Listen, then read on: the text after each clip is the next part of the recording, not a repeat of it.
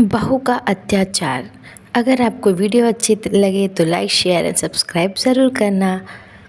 आज का दिन बहुत ही शुभ है। आज मेरी बहू रानी के कदम इस घर में पड़ेंगे, कहते हुए सुजाता फूले नहीं समा रही थी।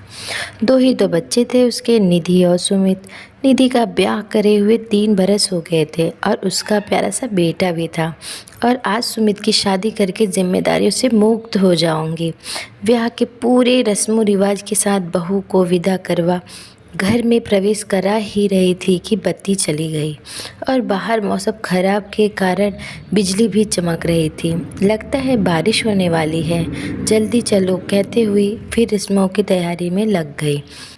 तभी एक रिश्तेदार ने व्यंग कहा, अरे सुजाता, बहू के आते ही अंधेरा हो गया, बादल भी गरज रहे हैं, लगता है बहू तुम पर भारी रहेगी।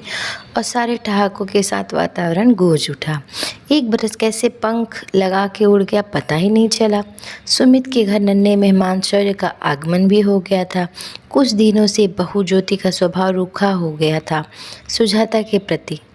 काम चोरी, जवानधारी, बहाने बनाना उसके व्यवहार में शामिल हो गया था। सुबह देर से उठती, बहाने से सास को खाना बनवाती और ऑफिस के लिए निकल जाती। अच्छा माँ जी, मैं ऑफिस जा रही हूँ, शौर्य का ध्यान रखिए। रुबाब तो ऐसे दिखाती है जैसे सारी तनख्वाह ला के सासू माँ को ही देती हो।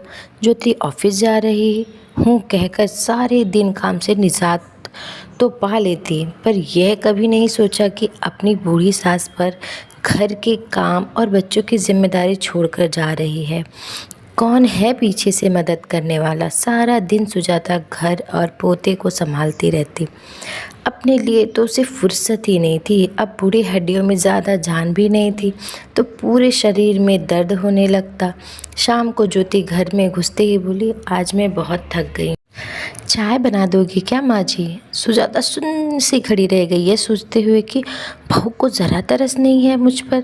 सारे दिन घर और बच्चा संभाला है मैंने अब, और आकर अपनी जिम्मेदारियों का एहसास नहीं है इसे। अगली सुबह सुजाता ने बेटी निधि को 2 दिन के लिए माँ के घर रहने आ गई। आते ही अपनी भाभी का व्यवहार भापने में देर ना लगी। माँ, क्यों सह रही हो ये सब?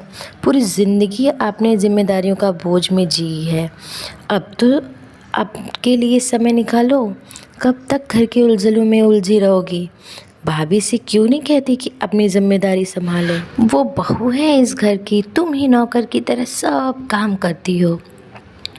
वो क्या इस घर में रुबाब झाड़ने आई है सिर्फ? आप कहो तो मैं भैया से बात करूं? अरे नहीं पगली, सब ठीक है यहाँ। माँ, मैं अंधी नहीं हूँ, सब समझ में आता है मुझे। ये सुनते ही सुजाता के सब्र का बांध टूट गया और अश्रु छलक गए। मेरे कुछ भी बोलने से घर की शांति भंग हो जाएगी, जग में हंसाई होगी सो अलग। एक चुप 100 सुख के बराबर होती है। अगर मेरे चुप रहने से तेरे भाई भाभी का घर बसा रहता है तो इसमें क्या बुराई है? नहीं माँ, खुद को तकलीफ़ देकर नहीं। और भाभी कौन सा सुख दे रही हैं जो ये सब सह रही हो? मैं ये सब अब नहीं देख सकती। आप आवाज़ उठाओ, मैं आपके साथ हूँ।